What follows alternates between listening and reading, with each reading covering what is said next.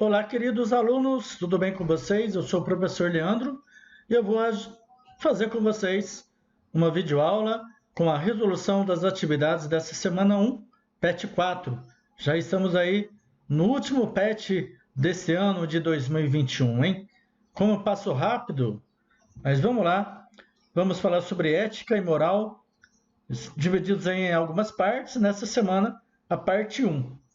Então, vamos aí fazer a leitura. Então, como foi falado, né, nesse material de estudo, nós trataremos sobre a ética e a moral e sua importância para a nossa vida. Já que somos seres sociais, somos seres de convivência, somos seres de conflitos. Então, a ética e a moral vão constituir os alicerces da conduta dos seres humanos. Ou seja, elas vão definir o caráter e a virtude e estabelecer como nós, seres humanos, podemos ou devemos se comportar em sociedade. Então, desde o nascimento, desde quando nós nascemos, nós aprendemos com os nossos pais, com os nossos avós, o que é certo, o que é errado, o que é justo, o que é injusto.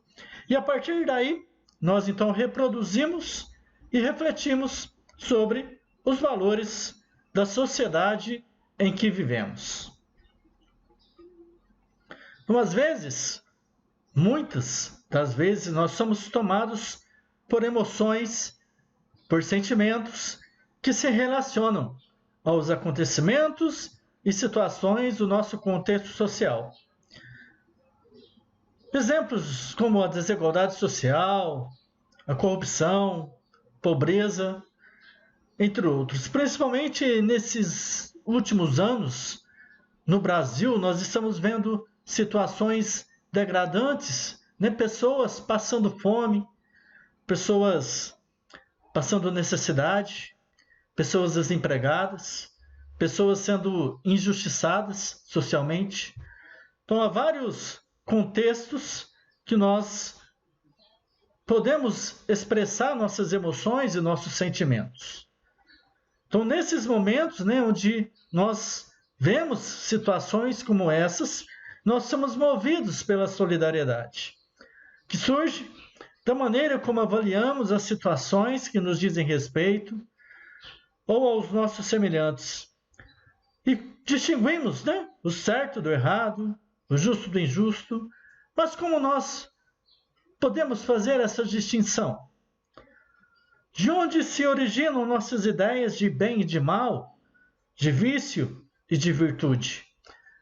Vamos falar sobre isso nos nossos próximos slides, nas nossas próximas aulas. E aí, no material de vocês, tem definição de senso moral. O que é senso moral? Senso moral é a maneira como nós avaliamos a nossa conduta, a nossa ação, e não somente a nossa, mas também de outras pessoas. É o modo como criamos referências, critérios para estabelecer a diferença entre a justiça e injustiça, certo e errado, bem e mal. No livro que foi citado aí no PET de vocês, cita-se alguns exemplos, situações de eutanásia, por exemplo, uma pessoa muito querida está internada, está recuperando por aparelhos, está respirando por aparelhos. Ela não tem mais perspectiva de vida a não ser os aparelhos ligados. Para dar fim àquele sofrimento, deve-se desligar os aparelhos e deixar que a pessoa descanse em paz ou deixar que ela morra naturalmente. E aí, o que fazer nessa situação? Outro exemplo é a questão do aborto. No livro citou-se o exemplo da menina, da jovem grávida, da jovem que fica grávida, estudante do ensino médio, seu companheiro não tem situações agradáveis para ir em frente, ela também não. Ela então vive em uma situação questionadora. Se ela trabalhar, ela vai ter que ter aquele receio daquele local onde ela trabalha não aceitar ela naquelas condições. Porque a sociedade tem esse viés, né, de discriminatório com pessoas grávidas, ainda mais jovens. Se ela estudar, ela vai ter que sair da escola para poder dar sequência, para poder trabalhar, para poder sustentar o seu filho. Mas a família dela não tem condições, o pai da criança também não. E aí, ir em frente com a gravidez, mesmo sabendo que ela não vai ter condições de dar uma vida digna para o seu filho? Outro exemplo é emprego para pai de família, que eu coloquei aqui. Acontece a seguinte situação. Então, o senhor, pai de família, pai de crianças pequenas, esposa doente, desempregado, ele precisa arrumar um emprego, arrumar um trabalho. E aparece para ele uma oportunidade. Mas essa oportunidade sugere para ele a desonestidade. Ou seja, ele tem que ser desonesto em algumas situações para favorecer o patrão dele. E aí, aceita o emprego, mesmo sabendo que ele vai ter que ser desonesto, coisa que até então ele nunca fizera, para sustentar a família, ou continuar naquela situação? O que fazer? Fica aí alguns questionamentos de como nós devemos agir em tais situações. E aí vem a consciência moral. Nossas dúvidas quanto à decisão a se tomar não manifestam nosso senso moral, mas põem à prova a nossa consciência. Exige de nós, que justifiquemos para nós mesmos e para outros as razões de nossas decisões e de todas as consequências que ela possa trazer. Então, como fica a minha consciência? Como fica a minha situação perante mim mesmo, perante os outros, se eu decidir, por exemplo, desligar os aparelhos na situação de eutanásia? Ou continuar com os aparelhos ligados, mesmo sabendo que a pessoa não vai ter perspectiva nenhuma? Como fica a minha consciência? Como fica a consciência de uma jovem que fica grávida, que sabe que não vai ter condições de dar uma vida digna para o seu filho? Como fica? Como fica a consciência de uma pessoa, de um pai de família, que para sustentar a família, para dar um pouco de dignidade para eles, ele tem que se sujeitar a um trabalho cujo ação ele vai ter que ser desonesto em alguns momentos? Então são avaliações de conduta que nos levam a tomar decisões por nós mesmos, a agir em conformidade com elas e a responder por elas perante os outros. Então, o senso moral seria a maneira como nós avaliamos a conduta, e a ação das pessoas. E a consciência moral seria a capacidade de decidir o que fazer, de justificar as razões das nossas decisões.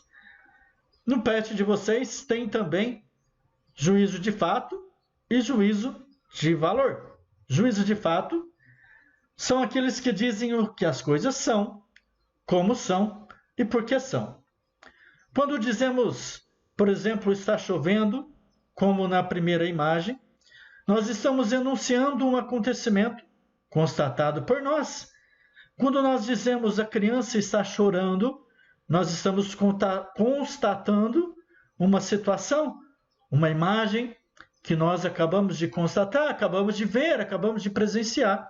Então, isso é um fato. Portanto, juízo de fato é aquilo que dizem como as coisas são e por que são. E o juízo de valor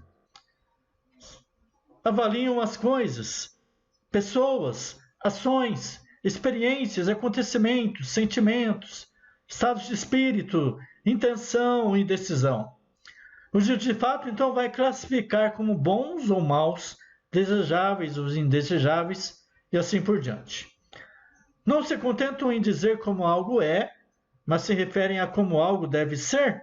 Então, referente às imagens anteriores, está chovendo, pois a chuva é boa para as plantas, a chuva é boa para a natureza. Eu emiti um valor sobre a chuva. A criança está chorando porque ela está triste. A criança está chorando porque aconteceu algo que ela não gostou, por exemplo. Então, eu estou emitindo um valor àquela situação. Então, o juízo de valor é a emissão de um valor, a emissão de um sentimento, de algo àquele fato que aconteceu. Ética e violência, né? Então, evidentemente, as culturas e sociedades existentes não definem a violência da mesma maneira.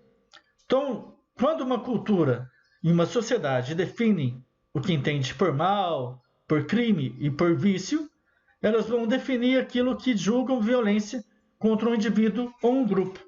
Então, cada cultura, cada sociedade vai ter uma definição diferente do que seja esta vício, do que seja esse crime. Então, simultaneamente, elegem valores que consideram positivos como o bem, o mérito e a virtude, como barreiras éticas contra a violência. E depois o agente moral. Então, para o ser humano existir dentro dessas condutas morais, ele precisa ser consciente de si mesmo e dos outros, ou seja, ele é capaz de refletir e de reconhecer a existência dos outros como sujeitos éticos. Ele deve ter dotado de vontade, ou seja, capacidade para controlar e orientar seus desejos e impulsos. Ele deve ser responsável e ele deve ser livre. Ele deve reconhecer como causador de seus próprios sentimentos, palavras e ações. Vamos lá para as atividades. Vamos lá então para as atividades, né? Número 1, o juízo de fato e o que é juízo de valor. Defina-os e dê novos exemplos diferentes do que aparece no texto. Então, no texto, né, tem aí aqui, os juízos de fato são aqueles que dizem que as coisas são, como são e por que são. Quando dizemos está chovendo, estamos enunciando um acontecimento constatado por nós. Não há dúvidas quanto à validade da afirmação. Ou de fato está chovendo, ou de fato não está chovendo. Então vocês vão definir aí o que é juízo de fato, o que é juízo de valor. Então, por exemplo, percebemos o céu como azul, o Flamengo é um time de futebol, a terra é redonda, são fatos. E por outro lado, nós temos o juízo de valor, né? Na página 187, nós temos a seguinte definição. Juízo de valor avaliam as coisas, pessoas, ações, experiências, acontecimentos, sentimentos, estado de espírito, intenção e decisões. Classificam como bons ou maus, desejáveis ou indesejáveis, e assim por diante. Não se contentam em dizer como algo é, mas se referem a algo como deve ser. Então, nós fazemos juízo de valor em vários momentos da nossa vida, né? Por exemplo, se o juízo de fato seria a cotação, por exemplo, o Flamengo é um time de futebol, o juízo de valor seria o Flamengo é um time de futebol, o Flamengo é o melhor time de futebol do Brasil, por exemplo. Isso é um juízo de valor. Então, enuncia uma determinada avaliação sobre aquele fato, a respeito de alguma coisa. Então, no juízo de valor, né, nós não se contentam como algo é, mas como algo deve ser. Então, essa número 1 é simples. É apenas você construir uma resposta de acordo com o texto de vocês. Os exemplos aí vocês podem pesquisar aí bastante coisas em relação a isso. Já foi falado aí 2 exemplos, né? Aí vocês verifiquem aí os exemplos novamente. Formulário número 2.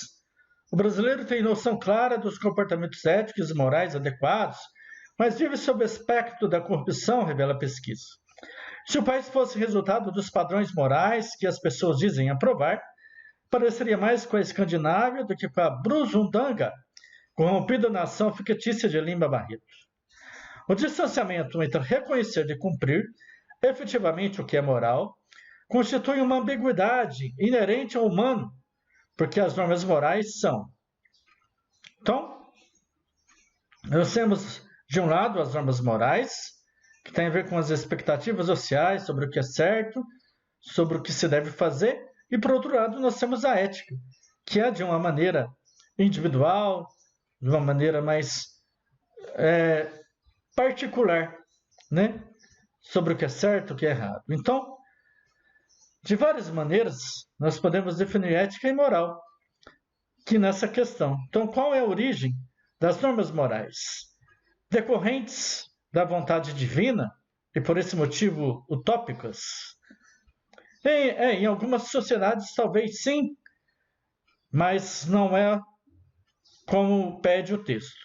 Letra B. Parâmetros idealizados cujo cumprimento é destituído de obrigação. Então, existem as regras sociais, morais, que nós devemos cumprir. Então, nós devemos cumprir algumas coisas. Então, a letra B não é.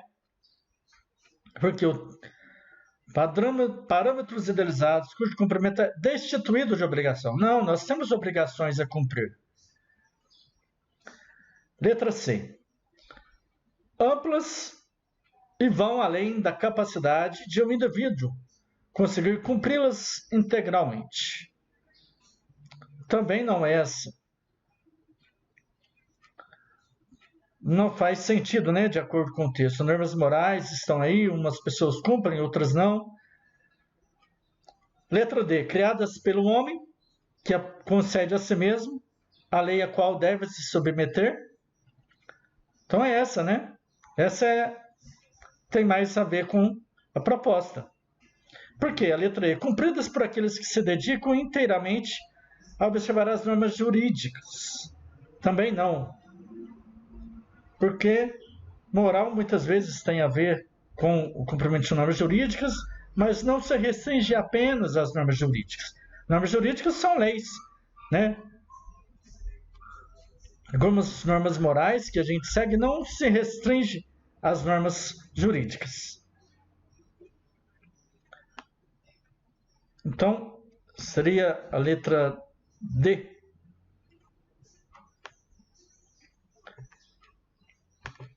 Colocando aqui.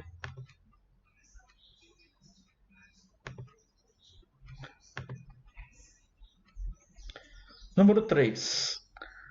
Apesar das diferenças culturais, o que todas as culturas consideram que seja virtude. Então, virtude pode ser uma ideia oposta, aí é o vício, né? E a virtude é uma qualidade humana, uma qualidade, uma ação boa, uma ação pelo bem. Então, eu vou colocar aqui para vocês a resposta. Quer dizer, sugestão de resposta, né?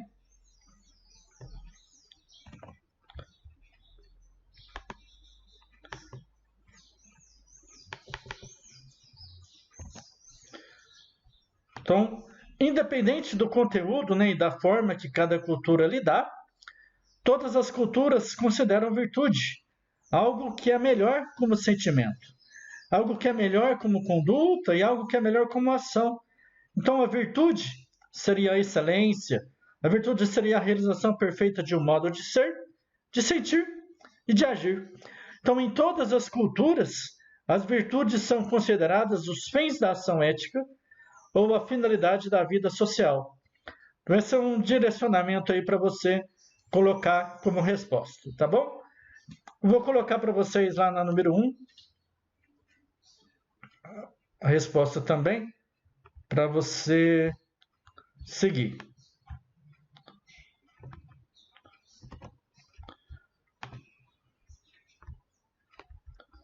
Então, tá aí. Direcionamento da resposta 1. Número 2, letra D.